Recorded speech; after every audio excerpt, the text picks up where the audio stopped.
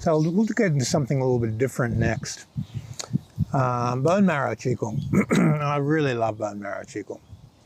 Marrow is a very, very interesting thing. We won't sort of worry about it too much from a physiology anatomy perspective. But what we're going to look at is from an energy perspective. Marrow is a storage device. When you vital breathe through the pores and you breathe vital energy and you suck the energy onto the bone, you want it to absorb through the bone into the marrow. So we breathe in, we pull the joints open, straighten the spine, pull that energy nice and deep through the bone into the marrow. Then as we breathe out, we place our will, condense our will into the marrow, breathe out, and condense and bubble the qi into the marrow. It generates a type of heat. So we squeeze the bones very gently with the fascia and the muscles. We condense our will into the marrow, and we relax the mind, the energy, and the bodily sensations into the marrow. We condense the qi in the marrow. Now, of course, you have to go through vital breathing, building the ball. I've got a video on that on YouTube. Go through that process of feeling vital energy and then condensing what you feel into the marrow. Now, this is generally used as a pre-workout exercise. So you want to do this exercise before you train. The reason we do it before is it's actually not a very good way to store energy for long term. It's a good way to charge energy into a battery when you're going to use the energy out of the battery right now. So let's say you're going to go for a run. Do your bone marrow breathing for 10 minutes, and then go for a run. And you'll find that the electricity coming out of your body that stimulates that air fascia to make you float and run faster increases. The power coming out of your marrow is stronger. Your will is being stored in your marrow. You can run further, you can run faster and with less effort because you have more stored will. Okay, so this bone marrow qigong, storing energy in the marrow, huge benefit before training. Let's say you do the bone marrow qigong and then you go to bed. You're not going to be getting a lot of sleep. You have fire, willpower stored. You're going to be overheating. You're going to be emotional, irritable, cranky. There's too much energy there. It's more energy than what your body's used to. So how do we do this? This requires an exercise called Wuji breathing or Akasha breathing. Now, I'll go through on the videos of how to release time in the vital energy to thicken it up and slow it down, how to release space within the energy so that it becomes a type of mind substance, and how to go into the infinity underneath it to absorb that energy into the empty space under the form.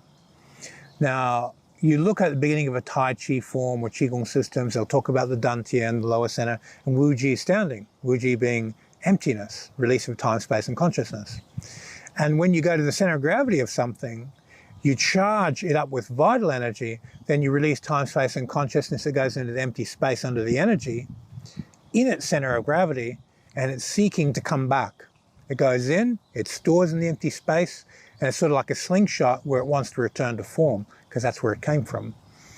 Now, when you do this with the marrow, you recognize the emptiness through the Akasha breathing exercise of releasing time, space, and going into the feeling qualities of infinite consciousness. And I do call them feeling qualities because you experience them as a reaction to consciousness, as a reaction to form. You accumulate emptiness as a vacuum. What do you feel? The effects of the vacuum.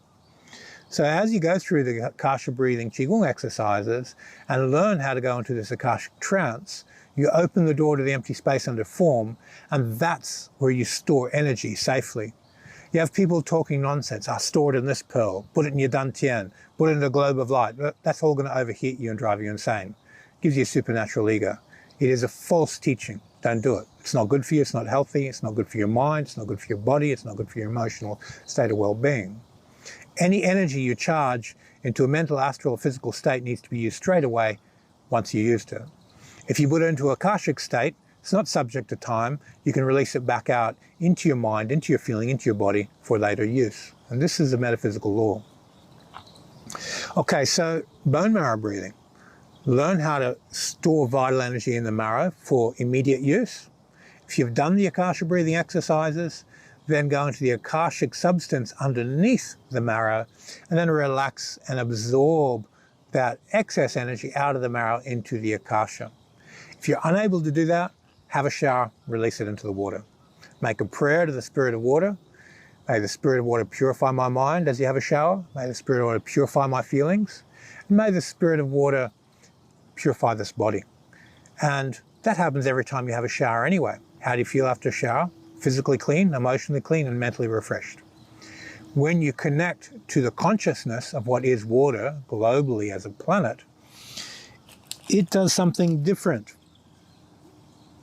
It connects to the essence and fabric of consciousness, which causes your physical body to be cleaned. And this affects the surface tension of water. Prayer affects surface tension. That's a scientific fact. Prayer will affect your emotional state. That's a scientific fact. Prayer will affect your mental state. That is a fact.